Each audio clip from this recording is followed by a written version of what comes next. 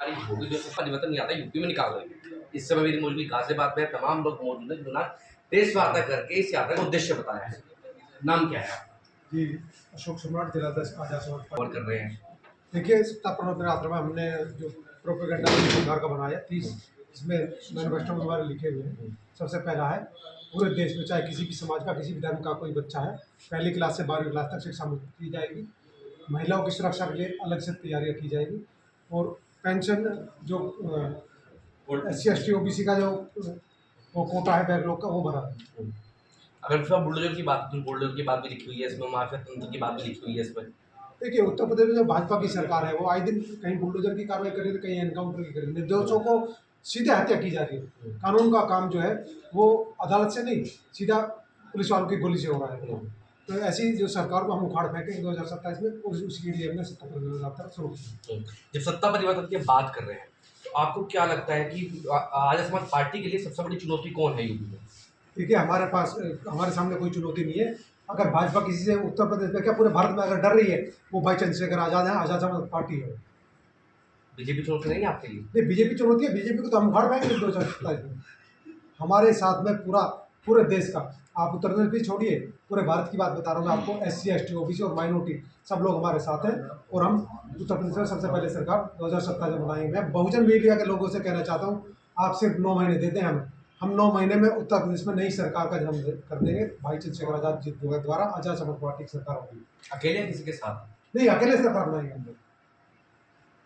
किसी भी पार्टी की जरूरत नहीं आपको साथ? देखिए, हमारे राष्ट्रीय अध्यक्ष जी ने कहा, बोल दिया है कि अब मैंने दरवाजा बड़ा कर लिया है, अब कोई भी पार्टी हमारे अंदर आ सकती है। हमने कोशिशें कर ली बार बार, लेकिन अब हम किसी के दरवाजे पर जा रहे हैं।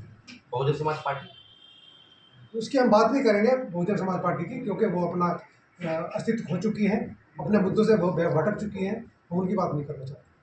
आपका क्या नाम है?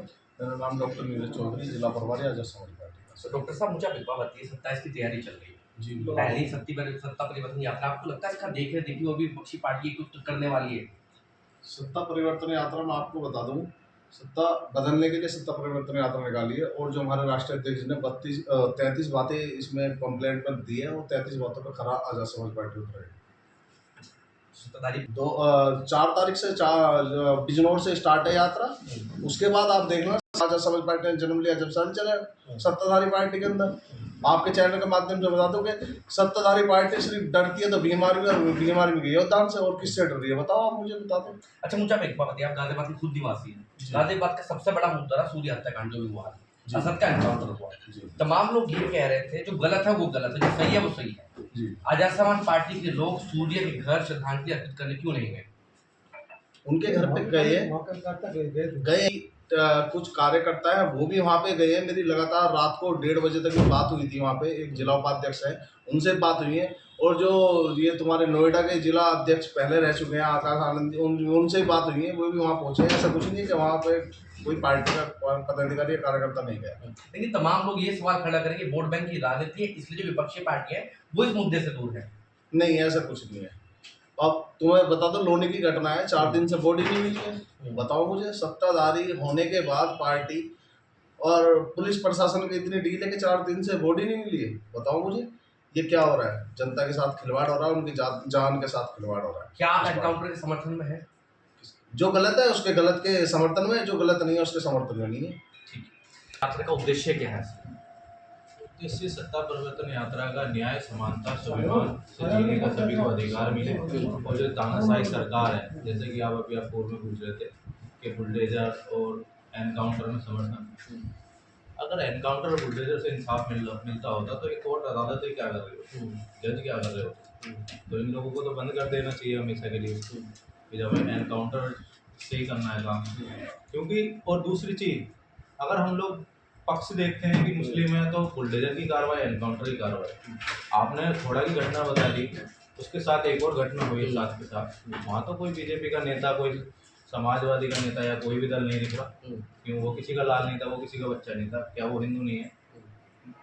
क्यों कार्रवाई एक तरफा देख के हो रही है? क्यों उसका घर पे तोड़ा नहीं गया? क्यों उसका एनकाउंटर नहीं हुआ जो उसके लड़के को मारा? गनौली के अंदर गुर्जर समाज के अंदर 4 दिन हो गए हैं, ठीक है, ACP में ऑन है, DCP में ऑन है, टीम गठित कर दी गई, जांच चल रही है, आज तक की 4 दिन के अंदर डेड बॉडी प्राप्त नहीं हो पाई है। ऐसी ऐसी घटनाएं यूपी के अंदर, गाजियाबाद के अंदर होती है, ठीक है। और भीम आर्मी आज़ाद समाज पार्टी की आप बात कर रहे हैं, जिस क्षेत्र की, जिस विधानसभा के अंदर कोई घटना होती है तो उस विधानसभा का अध्यक्ष और उसकी टीम जाने का काम करती है, वहाँ का मुआयना करती है, क्या घटने का तथ्य है और फर्जी है, पीड़ित है, क्या है, उसकी जांच करके हमारे राष्ट्रीय अध्यक्ष जी को रिपोर्ट करती है, जिला अध्यक्ष जी को रिपोर्ट करती है। रिपोर्ट के आधार पर हम सारा काम करते हैं। ऐसा नहीं करते कि हम हुल्ला कर दिया कि हमारे लोगों पे ही मुकदमे लगा दिए उल्टे पुलिस प्रशासन ने, क्योंकि सभी लोग देख रहे हैं कि तानाशाही की सरकार है। वो आज़ाद समाज पार्टी बीमार चंद्रशेखर आज़ाद जी को भाजपा के राष्ट्रीय सलाहकार ये कह चुके हैं कि अगर चंद्रशेखर को नहीं रोका गया तो भाजपा खत्म हो जाएगी। इतनी बड़ी बात वो लोग अपने मुँह से कह चुके हैं। दुष्यंत, आप खुद युवा हैं, अभी थोड़ा की चर्चा चल रही है, क्या आप एनकाउंटर बुलडोजर की कार्रवाई के समर्थन में हैं? है उसके पक्ष को नहीं जानेंगे जब तक आप अंदरूनी ही कार्रवाई को डायरेक्टली कर देंगे। आपने उसकी सारी चीज़ें को जाना नहीं और आपने सीधे उनका एनकाउंटर कर दिया, बुलडोजर चला दिया परिवार के प्रति। आपने जो पीड़ित परिवार ने पहले भी कई बार उस घटना ये हुई है उससे पहले कई बार प्रार्थना पत्र दिया चौकी थाने में कि इस तरह की हमारी बहन बेटी का बदतमीजी करता है, ये छेड़ता रास्ते बीच में, कोई भी उनका संबंध रहा सही परिवार के साथ, बेटी के साथ, वो परिवार ने नहीं समझाया बेटा। बट गलत तो हुआ है, असद ने गलत तो किया है, बट उसको न्यायपालिका है हमारे देश में, न्यायपालिका न्याय दे सकती थी जो जिसके साथ गलत हुआ है। बट ये जो बुलडोजर एनकाउंटर जो किया है ये बिल्कुल गलत है। और उनके साथ साथ आप काफ़ी मदरसों को सील कर रहे हैं। खोड़ा के अंदर 3 मदरसों को आपने सील कर दिया, क्या मतलब है? उसमें कहीं ना कहीं समाज के लोग भी तो पढ़ रहे हैं, वो कहीं ना कहीं मुस्लिम समाज के व्हाट्सएप को बढ़ा रहे हैं पढ़ के। अच्छा, मुझे एक बात बताइए, जब तो प्रशासन उससे पहले क्या कर रहा था? सूर्य की हत्या के बाद याद आया कि मदरसे ये फेक है यहाँ पर। ये जो ना 2027 चुनाव आने वाला, ये हिंदू मुस्लिम राजनीति को बढ़ावा देना चाह रहे हैं। आप भी देख लें, मुरादाबाद केस देख लें, पहला वो एथलीट्स का खिलाड़ी था, उसके मित्र ने ही मारा, सैनी ने, दोनों हिंदू थे, उसके खिलाफ तो कोई कार्रवाई नहीं हुई। वो मुस्लिम था, उसके खिलाफ बुलडोजर चल गया, उसको एनकाउंटर भी कर दिया और उनके पीड़ित उनके परिवार को भी अब आए दिन धमकियां दे रहे हैं, उनको भगा रहे हैं। और उनके साथ साथ जो घोड़ा के साथ साथ वो चलो एक परिवार ने घटना की है, बट और लोगों का क्या गुनाह था? जो लोगों को डरा के धमका के उनको अंदर बढ़ाया जा रहा है, मदरसों को सील किया जा रहा है, उनके साथ बदतमीजी की जा रही है। वहाँ जो मुस्लिम के लोग हैं उनकी सूचना आ रही है कि भैया हमारे साथ ये लोग कर रहे हैं, ऐसे कर रहे हैं हमारे साथ। वहाँ तो सारे बीजेपी के सारे लोग आ गए यहाँ पे, माननीय कैबिनेट मंत्री हैं सुनील शर्मा जी, अब पूरा रूप उन्होंने बदल दिया। वहाँ हम लोगों ने 5 लाख की धनराशि दे दी। अभी हाल ही में 1 मई को रोड एक्सीडेंट हुआ था फ्रांस अड्डे पे, जो 20 दिन उसका इलाज हम लोगों ने कराया अपने पैसे से, आज तक उस पर कोई चीज़ नहीं हुई। रोड भी जाम किया, सब कुछ है कि सरकार को सब चीज़ें दी, डीएम साहब के पास ज्ञापन लेके भी गए, उन्होंने 50,000 का आश्वासन दिया, वो भी नहीं पहुंच पाया हमारे पास। तो मतलब वोट बैंक की तरीके से हो रही है, वोट बैंक मतलब राजनीति चल रही है हिंदू मुस्लिम की तरह। आप मुस्लिम हैं और आप हिंदू हैं, आपने कुछ कर दिया तो आप माफ हैं, हम मुस्लिम हैं तो हमारे साथ गुनाह है। ठेकेदार और आज़ाद समाज पार्टी से जिला महामंत्री का पद गाजियाबाद से जिम्मेवारी आज़ाद समाज पार्टी ने मुझे दे रखी। सत्ता परिवर्तन यात्रा निकलती है, उद्देश्य क्या है? देखिए, सत्ता परिवर्तन यात्रा जो हमारे एडवोकेट भाई चंद्रशेखर आज़ाद जी नगीना सांसद हैं और उनके आह्वान पर पूरे उत्तर प्रदेश में हमारे लिए सत्ता बदलने का, ये परिवर्तन करने के लिए जरूरत है। जैसे कि हम एक मनुष्य अपने कपड़े के लिए, नए कपड़े के लिए बदलता है ना, ऐसे हमारे को ये जरूरत आ पड़ी है इंसानों के लिए कि भाई हम अब सत्ता परिवर्तन यात्रा करेंगे। हर मंडल में हमारा अभी इस टाइम मंडल में है और उसके बाद हमारा फिर जिला में होगा और उसके बाद हमारा विधानसभा में होगा। तो हमारा आज़ाद समाज पार्टी का ये उद्देश्य है कि हम हर एक इंसान के लिए अपनी जो हमारे पार्टी की नीतियां हैं और सत्ता परिवर्तन में जो हमारी पार्टी ने घोषणा पत्र के लिए जो लिखा है, इसके लिए हम हर जन के लिए और हर आदमी के लिए, हर एक वोट के लिए हम घर घर जा कर के और इस सत्ता परिवर्तन यात्रा का हम वोट के लिए और अधिकार के लिए एक एक चीज़ के लिए जागरूक करेंगे और इसी के लिए हम सत्ता परिवर्तन के लिए यात्रा आगे बढ़ाने का हम काम कर रहे हैं। आज़ाद समाज पार्टी के लिए हम फील्ड में उतारने का काम कर रहे हैं बहुत मजबूती से। हमारे चंद्रशेखर भाई के लिए हम आगे आने वाले टाइम में मुख्यमंत्री बनाने का हम दावेदारी हमने कर रखी है यूपी से। तो हमारा जो आगे का प्रबंधन होगा तो आज़ाद समाज पार्टी की तरफ से हमारा पूरा एक यूपी से बहुत बड़ा संदेश होगा और आने वाले टाइम के लिए हम इसके लिए सत्ता परिवर्तन यात्रा के लिए हम जो आने वाला हमारा टाइम होगा हमारा 5 जून से हमारा स्टार्ट हो रहा है। 4 तारीख से हमारा बिजनौर से स्टार्ट है। 5 तारीख के लिए मेरठ मंडल में आजाद समाज पार्टी की हमारी सत्ता परिवर्तन यात्रा है। तो उसमें तन मन धन से हर घर के एक इंसान के लिए, हर एक घर के एक मजदूर किसान के लिए हम जागरूक करेंगे और जो रणनीति बीजेपी की इस टाइम चल रही है उस रणनीति के लिए बदलने के लिए हम अपनी पार्टी के लिए मजबूत करेंगे और आजाद समाज पार्टी के लिए बहुत ही मजबूती से हम आगे कार्रवाई के लिए आगे बढ़ाएंगे। आगे आने वाले सीएम बनाने के लिए हम आजाद समाज पार्टी के लिए एडवोकेट चंद्रशेखर भाई के लिए हम मुख्यमंत्री बनाने का दावेदारी करेंगे। तमाम लोग जो चंद्रशेखर भाई को पसंद नहीं करते हैं, तब मैं उनसे बात करता हूँ तो वो कहते हैं कि चंद्रशेखर जो है वो एक्सीडेंटल नेता है। अगर नगीना लोकसभा चुनाव की अगर बात करें, वो कहते हैं वो एक्सीडेंटली नेता बने क्योंकि वहाँ मजबूत दावेदार नहीं था। नंबर 1 बात। नंबर 2 बात यह है कि चंद्रशेखर आजाद की पार्टी आपकी दिल्ली में चुनाव लड़ी, बिहार में चुनाव लड़ी, जो वोटों का ग्राफ है वो क्यों नहीं बढ़ता दिखाई दे रहा है? आप यूपी में 4 की विधानसभा सीटों की बात कर रहे हैं, लेकिन वोटों का जो ग्राफ है वो क्यों नहीं बढ़ रहा है? देखिए, हमारी आजाद समाज पार्टी 2020 में तैयार हुई, आप दूसरी 6ठी साल चल रही है। तो हमारे यूपी से हमारा चुनाव लड़ा गया, पीछे हमारा चुनाव लड़ा गया, योगी जी के सामने चुनाव लड़े हमारे सांसद जी, तो वहां से हार गए थे। और उसके बाद हमारा जो दूसरा चुनाव लड़े हम नगीना से, बहुत ही एक पीएम की दावेदारी से भी ज्यादा वोट हमारे अध्यक्ष जी के लिए मिले। हमारे जो एडवोकेट है उनके लिए 1,53,000 वोटों से जीत हुई।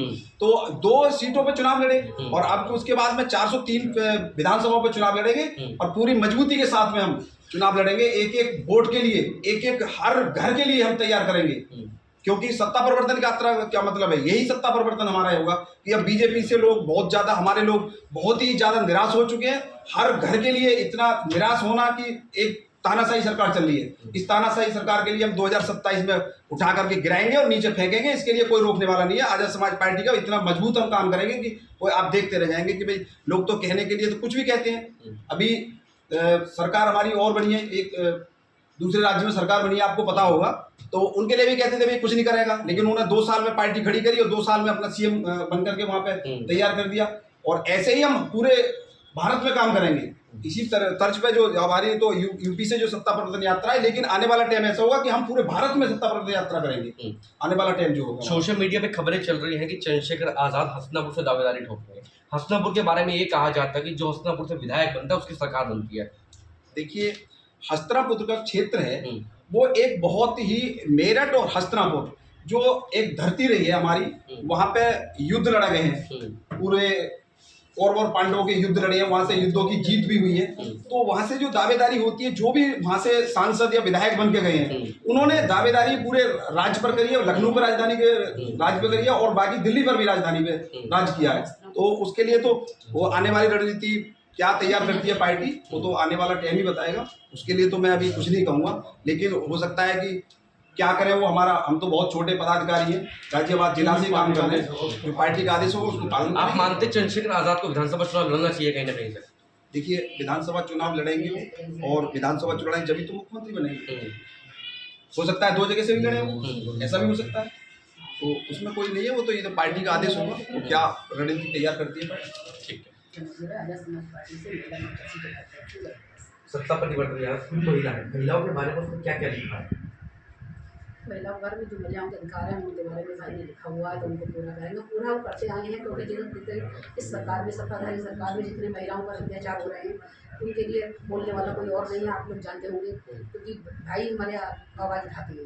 जो उन्होंने आजाद समाज पार्टी और भीम आर्मी बनाई हुई है, यहाँ के भीम आर्मी के लोग जाते हैं, जबकि तो आप समझते होंगे प्रशासन वैसे भी नहीं सुनता, लेकिन भीम आर्मी आजाद समाज पार्टी के लोग अगर वहाँ पहुँच जाएँ तो हमारी सुनवाई सबसे पहले होगी। तो ये हमारे भाई की सत्ता, उनका ही वो है, उनकी मेहनत का ही वशील वो है, जो हम आज महिलाएं भी तब उनकी आवाज़ महिलाओं की जो भाई की ही उसके माध्यम से उठ रही है, जबकि अनेकों पार्टियां हैं, जबकि कोई महिलाओं के लिए कोई आवाज़ नहीं उठा रही। कितने अत्याचार हो रहे हैं। आज समाज पार्टी की कोई चुनौती है 2027 के चुनाव में यूपी में? कोई सी भी राजनीतिक दल, अखिलेश यादव की पार्टी हो, चाहे बीएसपी हो, चाहे बीजेपी हो, कोई भी चुनौती है उनके लिए? नहीं, हम तो अपनी ही आजाद समाज पार्टी से हमारे भाई चुनाव लड़ेंगे 2027 में, और अपनी ही पार्टी पर चुनाव लड़ेंगे। 403 सीटों तक हमारी पार्टी चुनाव लड़ेगी, तो हम लोग किसी से बोलेंगे। लेकिन पहले गठबंधन भी भाई ने आशा की थी और हमसे, लेकिन अब हमारी पार्टी इतनी शक्ति उसमें हो चुकी है, हमारे भाई इतने बड़े हो चुके हैं कि अब हमें किसी की जरूरत नहीं है, अपनी पार्टी के ही चुनाव लड़ेंगे। तो देखिए, तमाम लोगों ने, बेशक भाजपा की सरकार उत्तर प्रदेश में चल रही है, लेकिन चुनौती आजाद समाज पार्टी होगी सबके सामने। आजाद समाज पार्टी के सामने कोई चुनौती नहीं है। आज़ाद समाज पार्टी 2070 में अपने दम खम पर सरकार बनाएगी। तो देखिए, तमाम लोगों ने कह दिया कि आज़ाद समाज पार्टी के सामने कोई भी राजनीतिक पार्टी चुनौती नहीं है। अब देखने वाली बात यह है, सत्ता परिवर्तन यात्रा के बाद जो यूपी का वोटर है, उस पर आज़ाद समाज पार्टी क्या इम्पैक्ट डालने वाली है।